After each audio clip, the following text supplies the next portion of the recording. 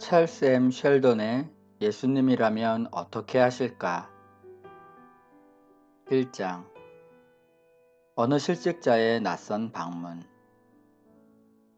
금요일 아침이었다. 헨리 맥스웰 목사는 다가오는 주일 설교 원고를 마무리하기 위해 씨름하고 있었다.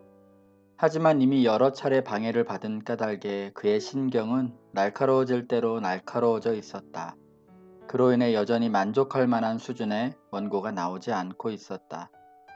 그는 또 한 명의 방문자를 돌려보낸 후 다시 2층 서재로 올라가면서 아내에게 부탁했다. 메리, 이제부터 사람들이 찾아오면 지금 너무 바빠서 아주 중요한 일이 아니면 절대로 만나줄 수 없다고 전해줘요. 그러죠. 하지만 지금 유치원에 가야 하기 때문에 당신 혼자 집에 있어야 할 것 같아요. 그는 2층으로 올라가 방문을 닫았다. 몇 분이 지나자 아내가 외출하는 소리가 들렸다. 이내 집안이 조용해졌다. 그는 깊은 한숨을 들이신 후에 다시 설교 원고를 작성하기 시작했다. 본문은 베드로전서 2장 21절이었다. 이를 위하여 우리가 부르심을 받았으니 그리스도도 너희를 위하여 고난을 받으사 너희에게 본을 끼쳐 그 자치를 따라오게 하려 하셨느니라. 맥스웰 목사는 설교문 서두에서 예수님의 삶과 가르침에서 신뢰를 열거했다. 그는 이제 마지막 결론으로 주님의 희생과 사랑을 본받아 예수님을 따라 살아가야 할 필요성에 관해서 쓰고 있는 중이었다. 설교 제목을 이미 3가지 단계, 그것은 무엇인가 라고 정한 그는 그 3가지 단계를 하나하나 논리적으로 전개할 계획이었다. 그때 현관벨이 시끄럽게 울렸다.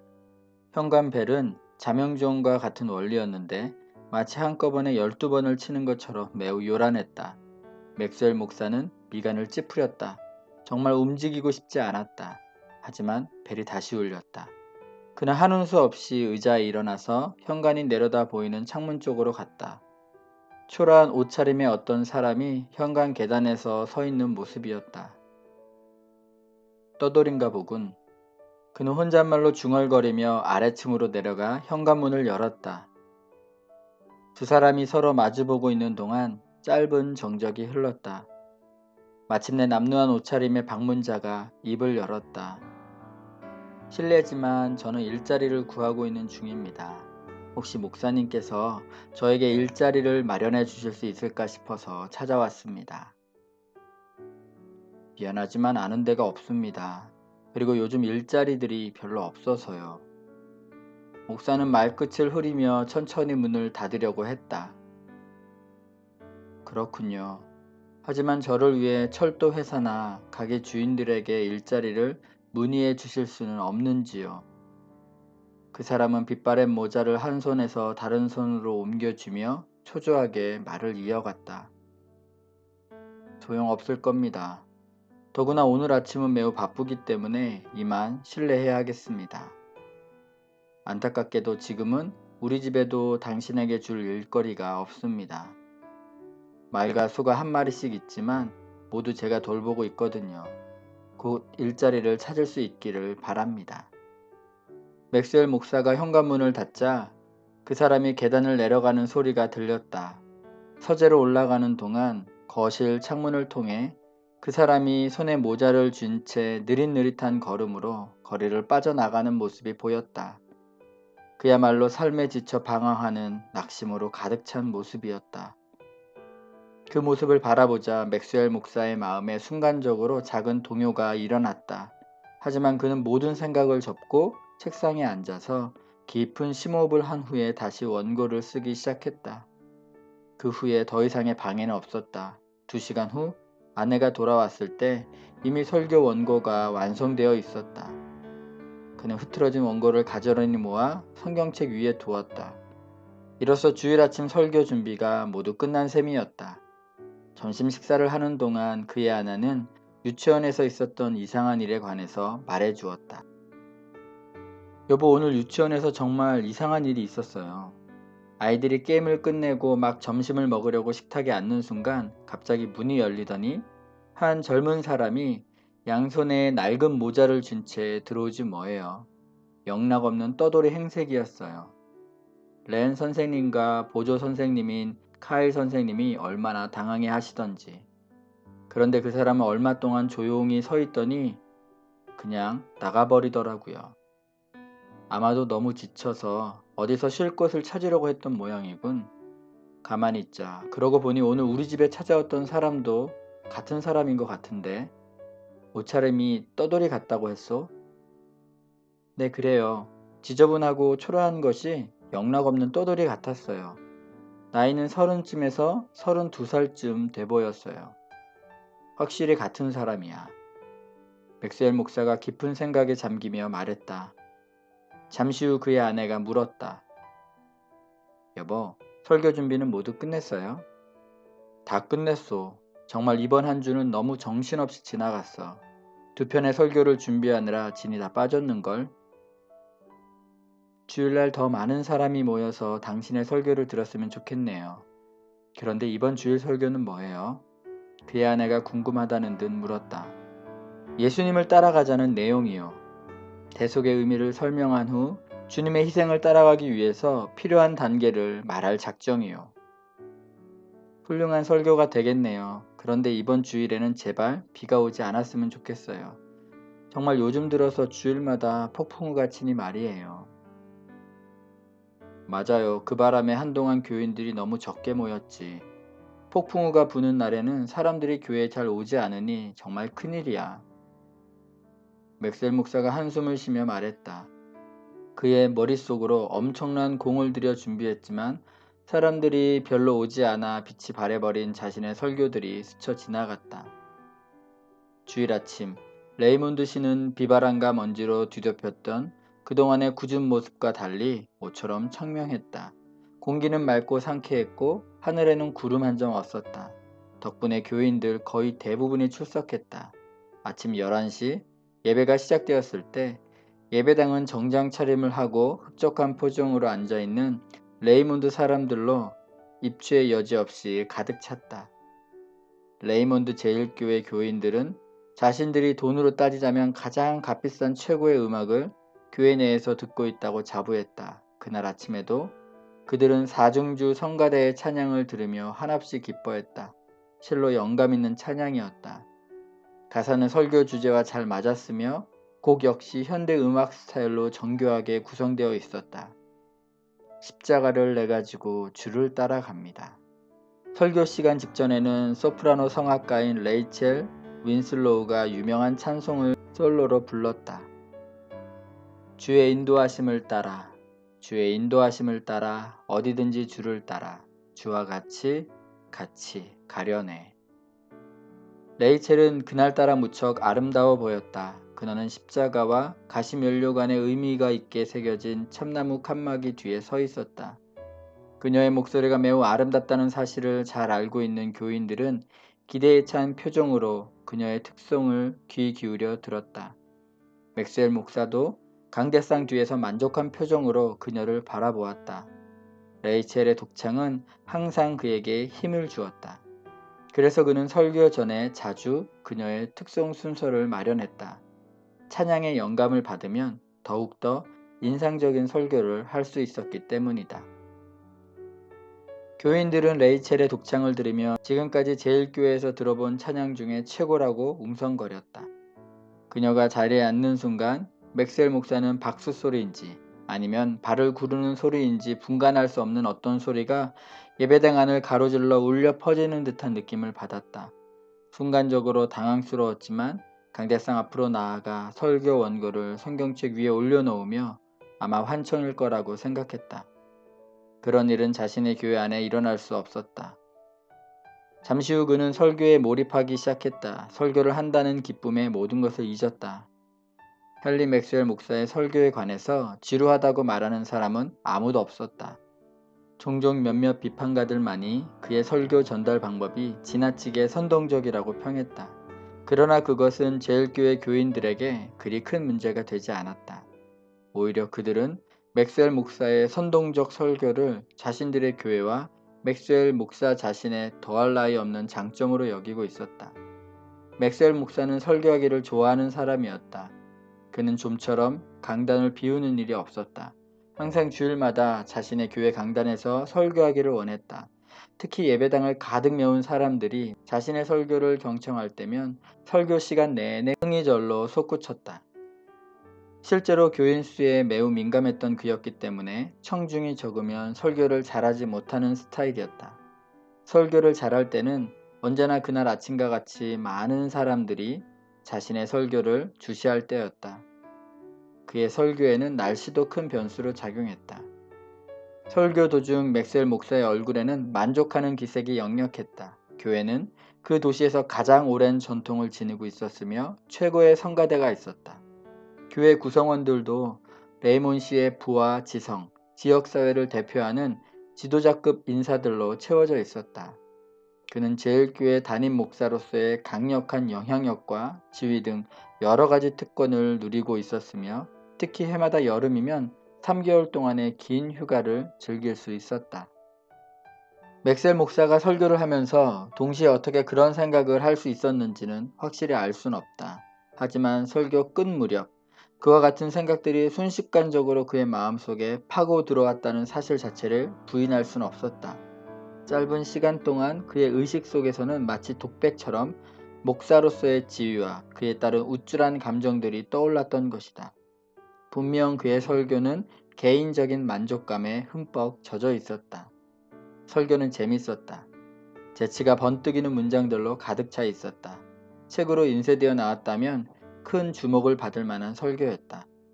극적이고 정열적이면서도 고함이나 연설조로 청중의 기분을 상하게 하지 않는 세련된 화법으로 인해 그의 설교는 큰 매력을 지니고 있었다.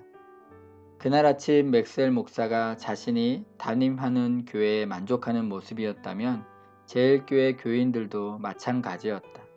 그들 역시 강단에서 저속하고 불쾌한 요소가 전혀 없이 인상적인 외모와 함께 학자적이고 세련된 어투로 활기차게 그리고 자유롭게 설교하는 목사가 자신들의 담임 목사라는 사실에 흡족했다. 그런데 갑자기 설교자와 청중 사이의 완벽한 조화를 깨트리는 방해꾼이 나타났다. 그 방해꾼이 몰고 온 파장은 엄청났다. 너무나 예기치 못한 사건이었고 누구도 상상할 수 없는 일이었기 때문에 사람들은 그를 저지하지 못한 채 한동안 물끄러미 바라볼 수밖에 없었다. 그 일은 설교를 끝낸 맥스웰 목사가 성경책을 덮고 막 자리에 앉으려는 순간에 일어났다. 그리고 사중주 성가대가 마지막 찬양을 하기 위해서 일어나려던 찰나였다. 어떤 사람이 뒤에서 큰 소리로 외쳤다. 사람들은 깜짝 놀라지 않을 수 없었다. 그 소리는 2층 특별석 밑에서 들려왔다.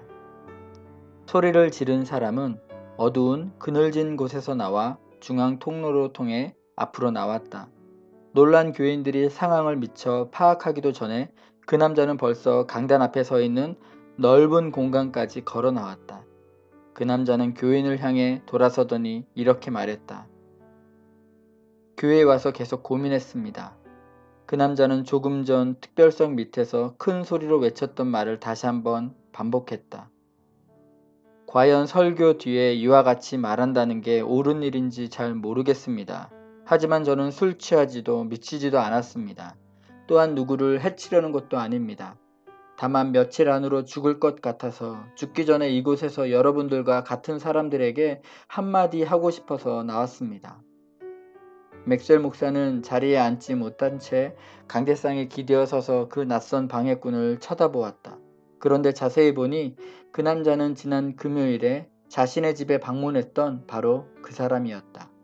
그때의 지저분하고 남루한 차림 그대로였다.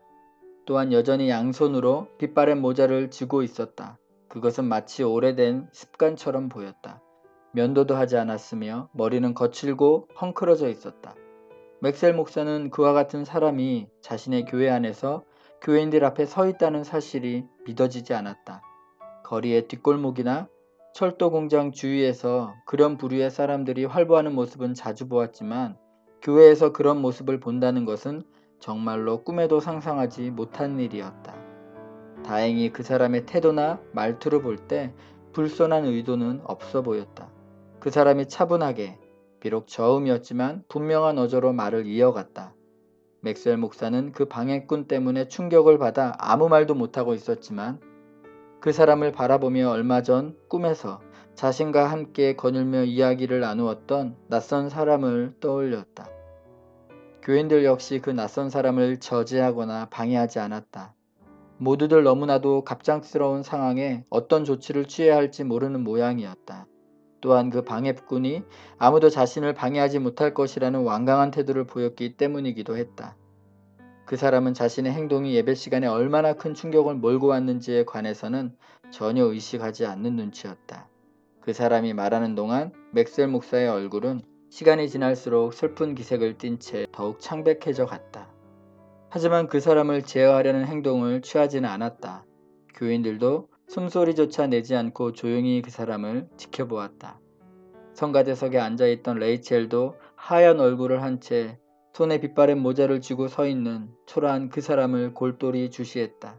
그녀의 얼굴은 오히려 빛나고 있었다. 전혀 예기치 못한 사건의 중압감 때문에 그녀의 얼굴선은 마치 불타오르는 것처럼 뚜렷한 윤곽을 그리고 있었다. 저는 그저 평범한 떠돌이는 아닙니다. 그렇다고 떠돌이들에게도 무슨 등급이 있어서 어떤 떠돌이가 다른 떠돌이보다 더 구원의 가치가 있다는 말은 아닙니다. 예수님도 그렇게 가르치지 않으셨다고 생각합니다. 여러분은 어떻게 생각하십니까? 그 사람은 마치 전 교인을 상대로 성경 공부를 하듯이 자연스럽게 질문했다. 그러더니 잠시 말을 잃고 고통스럽게 기침을 해댔다. 저는 10달 전에 직장을 잃은 인쇄공입니다.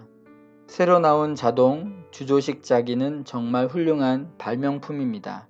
하지만 그 기계 때문에 제가 알기로 올해 들어서만 벌써 6명의 사람이 자살을 했습니다.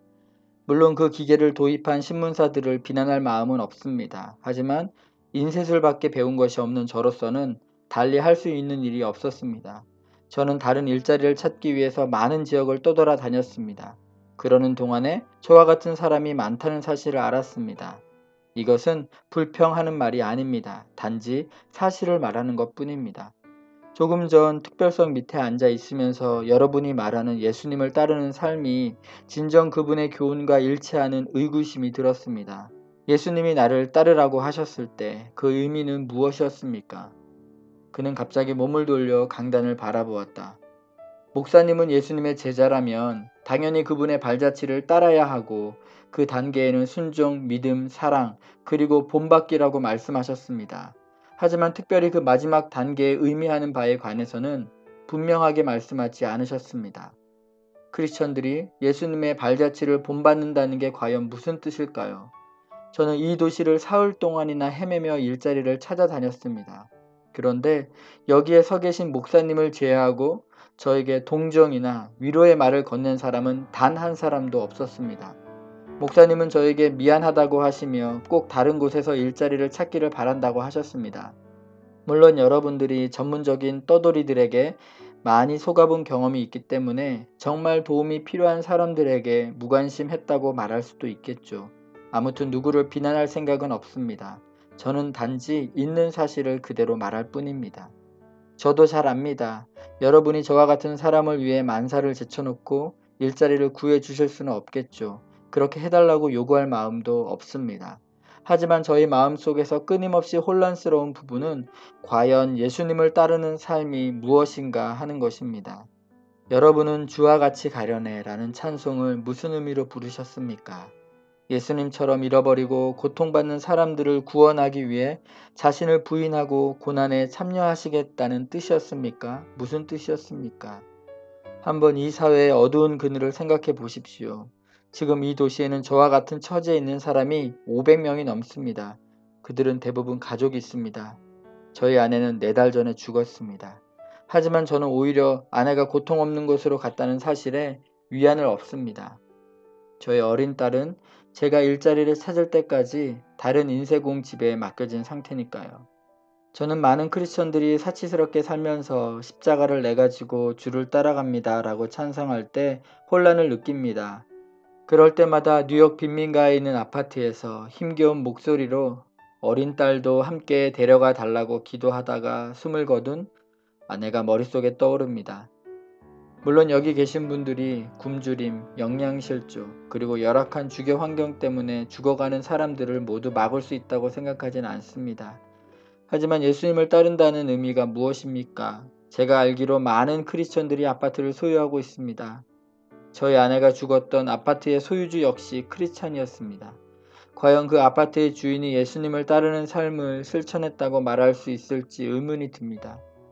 어느 저녁 교회 기도회 모임에서 사람들이 다음과 같이 찬양하는 것을 들은 적이 있습니다. 나의 생명 드리니 주여 받아주소서. 세상 살아갈 동안 찬송하게 하소서. 손과 발을 드리니 주여 받아주셔서 주의 일을 위하여 민첩하게 하소서. 나의 시간 드리니 주여 받아주셔서 평생 동안 주 위에 봉사하게 하소서. 교회 밖의 계단에 앉아서 그들이 부르는 찬양의 의미가 무엇인지 곰곰이 생각해 보았습니다.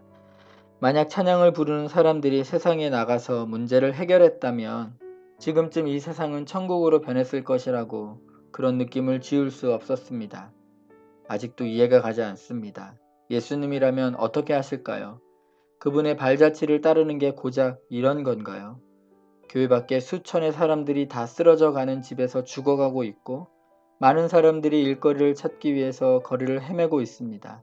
그들은 피아노나 그림을 집안에 들일 생각은 꿈도 꾸지 못한 채 매일매일 불행과 술 취함 그리고 죄악 가운데 살아가고 있습니다. 그런데도 크리스천들은 멋진 집에서 좋은 의복을 입고 사치스럽게 돈을 낭비하며 여름마다 휴가를 즐기고 있습니다. 그 사람은 갑자기 몸을 비틀거리더니 지저분한 손으로 성찬상을 잡았다. 그 바람에 그의 모자가 카페 뒤로 떨어졌다. 순간 교인들이 동요했고 의사인 웨스트 박사가 자리에서 벌떡 일어났다. 하지만 아직 회중석에서 정막을 깰 만한 이렇다 할 소리나 움직임은 없었다. 떠돌이 행색을 한 그 사람은 다른 한 손으로 얼굴을 가리는 듯 하더니 쿵 소리를 내며 앞으로 넘어졌다. 맥셀 목사가 급히 말했다. 예배가 폐회되었습니다. 맥셀 목사는 강단에서 내려와 쓰러진 사람 옆에 무릎을 꿇었다. 교인들도 모두 자리에 일어났다. 통로는 사람들로 가득 찼다. 그 사람을 진찰한 웨스트 박사는 아직 숨이 붙어있다고 말했다. 그는 기절했던 것이다. 웨스트 박사는 다른 사람들과 함께 그 사람을 교회에서 맥셀 목사가 사용하는 서재로 옮기면서 낮게 중얼거렸다. 심장에 문제가 있군. 2장 예수님의 발자취를 따른다는 것. 맥셀 목사와 교인 몇 명이 서재에 모여들었다. 낯선 사람은 소파에 누워서 거친 숨을 몰아쉬고 있었다. 모두들 그 사람의 처리를 놓고 고심하고 있을 때 맥셀 목사가 그 사람을 자신의 사택으로 데려가겠다고 말했다. 사택은 교회에서 가까웠고 빈 방도 있었다.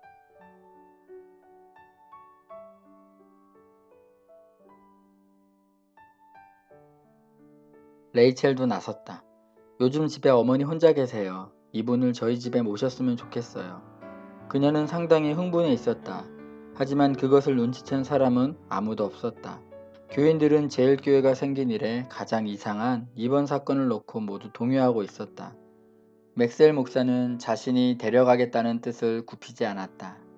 들것이 도착하자 의식을 잃은 그 사람은 결국 목사관으로 옮겨졌다. 그 사람은 목사관의 빈 방으로 옮겨진 사건은 나중에 맥셀 목사의 삶의 새로운 전환점이 되었다. 하지만 크리스천의 제자로서의 삶과 관련해서 이번 사건이 몰고 올 파장에 관해서는 아직 그 누구도 심지어 맥셀 목사 자신도 알지 못했다. 이 사건은 제일교회 교인들에게 큰 반향을 불러 일으켰다. 사람들은 일주일 내내 그 사람에 대해서 이야기했다. 사람들은 삶의 큰 고통으로 인해 정신 이상을 일으킨 사람이 우연히 자신들의 교회에 들어온 것으로 결론을 내렸다. 그리고 그 사람이 정신 착란 상태에 빠져 주위 상황을 전혀 의식하지 못했을 것이라고 분석했다. 이런 분석을 통해서 교인들은 나름대로 그 사람의 행동을 동정하려는 분위기였다. 또한 교인들 모두들 그 사람의 말이 비난조가 아니었다는데 동의했다. 교인들의 눈에 그 사람은 처음부터 끝까지 온순하면서도 미안한 어조로 매우 힘든 자신의 문제를 이야기한 한 성도로 비춰졌다. 목사관으로 옮겨진 뒤 사흘 후 그 사람은 어느 정도 차도를 보였다. 하지만 의사는 더는 가망이 없다고 말했다. 토요일 아침, 그 사람은 여전히 숨을 쉬고 있었지만 몸은 빠르게 악화되고 있었다. 주일 새벽, 시계가 1시를 가리키기 전 갑자기 그 사람이 원기를 회복했다. 그리고 자신의 딸이 왔는지 물었다. 맥셀 목사는 이미 그 사람의 호주머니에서 딸이 맡겨진 집의 주소가 적혀있는 편지를 발견하고 즉시 그 사람의 딸에게 연락을 취한 상태였다. 그 사람이 심장마비로 쓰러진 후 짧은 순간이나마 그와 같이 의식을 되찾아 말하기는 이번이 처음이었다. 지금 따님이 오고 있습니다. 이제 곧 도착할 겁니다. 그 사람의 곁에 앉아있던 맥셀 목사가 말했다.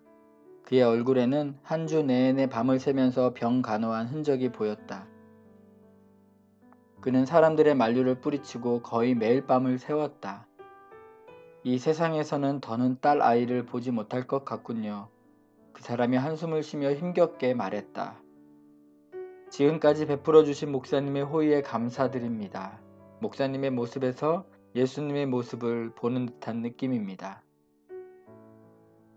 그로부터 몇 분 후 그 사람의 머리가 한쪽으로 기울었다. 의사가 미처 상황을 깨닫지 못한 채 맥스웰 목사에게 조용히 말해 주었다. 운명했습니다. 그날 아침에도 지난주처럼 많은 교인이 모였다. 맥스웰 목사는 강대상에서 교인을 바라보았다. 오랜 병마에서 막 태어난 사람처럼 수척해 보였다. 지금 그의 아내는 그 사람이 죽은 지 1시간 뒤에 새벽 열차를 타고 도착한 그 사람의 딸과 함께 집에 머물러 있었다. 그 사람의 시신은 서택의 빈 방에 그대로 안치되어 있었다. 죽음으로 인해 이제 그 사람의 모든 고통은 사라졌다. 맥셀 목사는 성경을 펼치면서 그 사람의 얼굴을 떠올렸다. 그리고 지난 10년 동안 자신이 해오던 방식대로 강대상 한쪽의 쪽지들을 가지런히 정리했다. 그날 아침 예배는 이전과 사뭇 다른 분위기를 띄었다. 지금까지 맥셀 목사가 주일 아침 예배 때 원고 없이 설교한 적은 한 번도 없었다. 사실 사역 초창기 시절에는 때때로 원고 없이 설교한 적이 있었다. 하지만 그 후 오랫동안 원고를 주의 깊게 읽어나가는 방식으로 설교를 해왔다. 성경 공부도 마찬가지였다. 하지만 그날 아침 그는 원고 없이 설교를 했다. 원고 없이 한 그날 설교가 특별하다거나 인상적이었다고 말할 수는 없었다. 그는 상당히 주춤거리며 설교를 했다. 머릿속으로 할 말을 찾기 위해 애쓰는 모습이 역력했다. 설교 주제와 관련해서 생각들을 제대로 표현할 수 없었던 것이다. 하지만 설교 끝 무렵에 그는 설교 시작 전에 느낄 수 없었던 어떤 힘을 느낄 수 있었다. 그는 성경을 덮고 강대상 옆으로 나와 교인들을 바라보았다. 그리고 지난주에 일어난 이상한 사건에 관해 이야기하기 시작했다. 오늘 새벽 우리의 형제가 세상을 떠났습니다. 그 형제에 관해서는 잘 모릅니다. 누이 동생이 시카고에 산다는 사실 정도만 압니다. 그래서 우리는 그녀에게 편지를 보냈고 지금 답장을 기다리고 있는 중입니다. 그 사람의 어린 딸은 지금 저희 집에 와 있으며 당분간 함께 지내게 될 것입니다. 맥스웰 목사의 분위기는 왠지 모르게 전과 달라 보였다. 그는 잠시 말을 멈추고 교인들을 둘러보았다. 지금까지 목회자로 사역하면서 이처럼 많은 사람이 진지한 얼굴로 자신을 바라보기는 처음이라는 생각이 들었다. 그는 자신이 겪고 있는 위기와 심정의 변화에 대해서 교인들에게 모두 터놓고 이야기할 수는 없었다. 하지만 그가 자신의 모든 속내를 드러내 보이지 않았음에도 그의 감정이 교인들에게 어느 정도 전해지고 있었다. 그는 계속 말을 이어갔다. 지난주 그 형제의 말과 행동에 저는 강한 인상을 받았습니다. 솔직히 말해서 저는 그 형제의 말 때문에 그 사람이 저희 집에서 숨을 거둔 후 전에는 한 번도 스스로에게 묻지 않았던 질문을 하게 되었습니다. 그것은 다름이 아니라 예수님을 따른다는 것은 무슨 의미인가 하는 것입니다. 이 자리에서 그 형제와 그와 같은 처지에 있는 사람들을 돕지 못한 데 관해서 저 자신을 포함해 여러분을 비난할 생각은 추호도 없습니다. 하지만 그 사람들의 말이 너무나 진실이기 때문에 만약 우리가 반성하고 행동으로 옮기지 않는다면 그리스도의 제자로서 주님 앞에서 큰 책망을 받게 될 것이라는 생각을 떨쳐버릴 수 없습니다. 지난 주일 아침 그 형제의 말은 오늘날 교회들이 생각하는 기독교를 향한 커다란 도전이었습니다. 그날 이후로 저희 마음속에는 이 생각이 점점 더 강하게 자리 잡게 되었습니다. 그리고 그로 인해 저의 마음속에 떠오른 계획을 여러분에게 말씀드리는 게 좋겠다고 판단했습니다. 맥스웰 목사는 다시 한번 말을 멈추고 교인들의 얼굴을 바라보았다. 그의 눈에 진지한 자세로 바라보는 모습들이 들어왔다. 제일 먼저 레이몬드 데일리 뉴스 신문의 사장인 에드원드 노먼의 얼굴이 보였다. 그는 10년째 제일교회를 다니는 교인이었다. 실로 교인들은 하나같이 지역사회에서 존경받을 만한 인물들이었다. 알렉산더 파워즈는 레이몬드에 있는 굴지의 철도 공장의 감독관으로서 마치 철도 사업을 위해 태어난 것처럼 보일 정도로 전형적인 철도인이었다. 도널드 마쉬는 레이몬드 외곽 지역에 위치한 링컨 대학의 총장이었다. 또한 밀턴 라이트는 레드몬드시에서 몇 손가락 안에 드는 거상으로 여러 개의 점포와 100명 이상의 종업원을 두고 있었다. 의사인 웨스트 박사는 상대적으로 젊은 나이임에도 불구하고 특정 수술 분야의 권위자였다. 젊은 야스퍼 체이스는 이미 한 권의 베스트셀러를 쓴 소설가이며 또 다른 소설을 준비하고 있었다. 버지니아 페이지는 아버지로부터 100만 달러 이상의 재산을 상속받은 상속녀였다. 그녀는 또한 보기 드문 매력적인 성품과 지성을 겸비하고 있었다. 그리고 누구보다 레이첼 원슬로우가 있었다. 성가대에 앉아있는 그녀의 얼굴은 그 모든 사건에 관한 관심 때문이었는지 더욱 빛나고 있었다. 이와 같은 구성원들을 생각할 때 맥셀 목사가 지난주처럼 자신의 교인들을 바라보며 만족감에 도취한 것도 충분히 이해할 만한 일이었다. 이 외에도 교인들은 개성이 강한 많은 무리들로 이루어져 있었다. 하지만 그날 아침 맥셀 목사는 그들의 얼굴을 바라보면서 그들 가운데 얼마나 많은 사람이 지금부터 자신이 하려는 제안에 반응할지 의구심이 들었다. 그는 어휘 사용에 신중을 기하면서 천천히 말을 이어갔다. 그러는 동안 교인들은 맥스웰 목사로부터 가장 극적인 설교를 들었을 때보다 더 강한 인상을 받기 시작했다. 지금부터 제가 여러분에게 드리는 제안은 유별나거나 전혀 실현 가능성이 없는 일은 아닙니다. 하지만 저의 마음 한 구석에는 많은 사람들이 그렇게 생각할 수도 있다는 우려가 듭니다. 어쨌든 서로의 생각을 확실하게 이해하기 위해서 먼저 저의 제안을 솔직하게 말씀드리겠습니다. 저는 여러분 중에서 앞으로 1년 동안 모든 삶 속에서 예수님이라면 어떻게 하실까? 라는 질문 없이는 어떤 일도 하지 않겠다고 서약할 자원자를 모집하기 원합니다. 자원자는 항상 이 질문을 하고 그 결과에 상관없이 예수님의 방식대로 행동해야 합니다. 물론 당연히 저도 자원자의 대열에 합류할 것입니다. 따라서 교회가 앞으로 저의 행동에 관해서 놀라지 않았으면 합니다. 그리고 무엇보다 자원자가 예수님의 방식이라고 판단되는 행동을 실천에 옮길 때 반대하지 않으셨으면 합니다. 제가 드린 말씀을 분명히 이해하셨습니까? 이 운동의 주제는 예수님이라면 어떻게 하실까입니다. 이 운동의 목적은 그 결과에 상관없이 예수님이 우리와 같은 상황에 처해 있다면 하실 만한 행동을 몸소 실천에 옮기는 데 있습니다. 다시 말해서 우리가 믿는 바 그대로 예수님의 발자취를 따라가자는 것입니다. 이 뜻에 동참하기를 원하시는 분들은 오늘부터 시작해서 앞으로 1년 동안 예수님을 따르겠다고 서약해야 합니다. 그리고 이와 같은 뜻에 동참하실 분들은 좀 더 구체적으로 논의하기 위해서 예배 후에 남아주십시오. 맥셀 목사는 잠시 말을 중단하고 다시 교인들의 얼굴을 바라보았다. 이 간단한 제안은 교인들에게 형용할 수 없는 파문을 불러일으켰다. 교인들은 놀란 표정으로 서로를 쳐다보았다. 이런 방식으로 그리스도의 제자도를 정의하는 것은 평소 맥스웰 목사의 스타일이 아니었다. 교인들은 확실히 그의 제안에 혼란을 느꼈다. 물론 그 의미를 모르는 바는 아니었지만 예수님의 가르침과 그분의 모범을 실생활에 적용하는 문제에 있어서 교인들의 생각은 크게 달랐다. 맥스웰 목사는 짧은 기도로 예배를 마쳤다. 축도가 끝나자 오르간 반주가 이어졌다. 교인들이 예배당을 빠져나가기 시작했다. 여기저기서 교인들의 대화 소리가 들렸다. 그들은 담임 목사의 제안에 관해서 열띤 토론을 벌였다. 확실히 그 제안은 큰 논쟁거리가 아닐 수 없었다. 몇 분 뒤 맥스웰 목사는 자신의 제안에 동참할 사람들은 예배당 옆 강의실로 모이라고 말했다.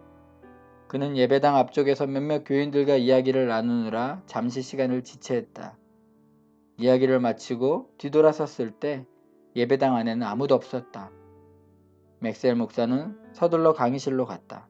강의실에 들어서는 순간 그는 그곳에 모여있는 교인들을 보고 놀라지 않을 수 없었다. 누가 참석할지 미리 예상하지는 않았지만 그렇게 많은 사람이 그리스도의 제자로서 자신의 삶을 시험하기 위해 모이리라고는 기대하지 않았기 때문이다. 약 50명 정도의 교인이 참석했다.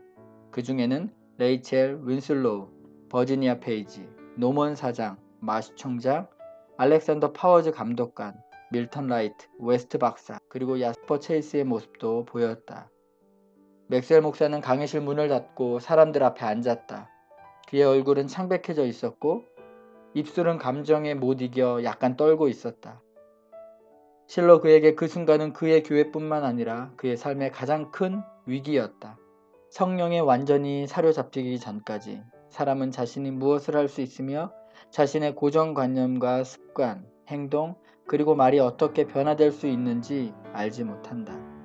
맥스웰 목사 역시 자신이 무엇을 경험하게 될지 아직 잘 알지 못했다. 하지만 그리스도의 제자도에 관한 자신의 생각에 커다란 변화가 일어난 것은 그 자신도 감지할 수 있었다. 그는 자신 앞에 모여있는 교인들의 얼굴을 바라보면서 깊은 감정에 휩싸였다. 맥스웰 목사는 교인들에게 먼저 기도하자고 제안했다. 그의 입에서 기도의 첫 마디가 나오는 순간 사람들은 성령의 임재를 느낄 수 있었다. 기도가 계속 진행되면서 사람들은 더욱더 성령을 강하게 체험했다. 강의실은 성령으로 충만해져 갔다. 마치 성령을 직접 볼 수 있는 것 같은 분위기였다. 기도가 끝나자 잠시 정적이 흘렀다. 사람들은 모두 고개를 숙이고 있었다. 맥스웰 목사의 눈에 눈물이 고였다. 주님의 발자취를 따르겠다는 이들의 서약에 하늘이 화답했다면 참석한 사람들은 한 사람도 빠짐없이 그 화답하는 하늘의 축복을 체험했으리라. 마침내 이렇게 해서 제1교회에서 가장 진지한 개혁운동이 시작되었다. 맥스웰 목사가 매우 조용히 말했다. 우리가 지금 무엇을 하려고 하는지 모두들 잘 알고 계실 겁니다. 우리는 지금 예수님이라면 어떻게 하실까라는 질문과 함께 그 결과에 상관없이 매일의 삶에서 그분의 방식을 본받아 행동하기로 서약하려고 합니다. 지난 일주일 동안 저의 삶에 어떤 변화가 일어났는지 관해서는 나중에 기회가 되면 자세히 말씀드리겠습니다.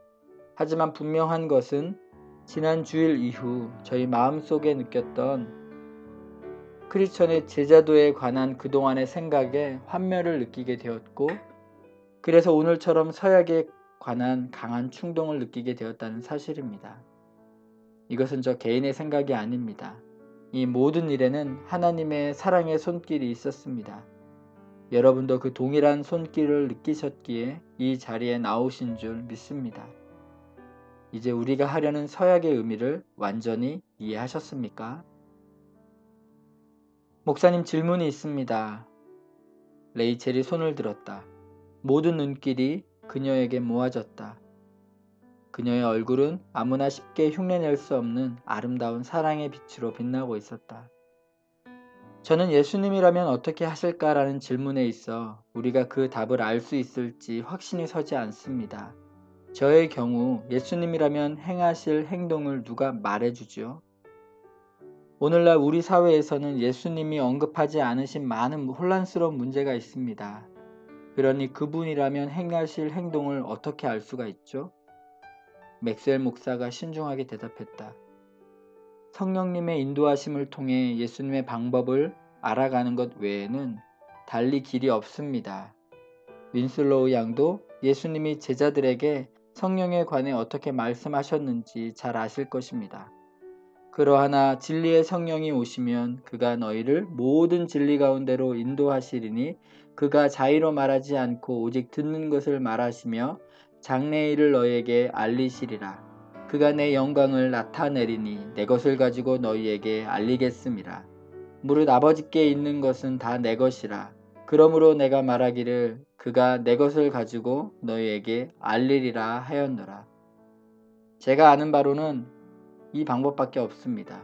우리 모두는 이 방법을 따라 예수님이라면 어떻게 하실지를 결정해야 합니다.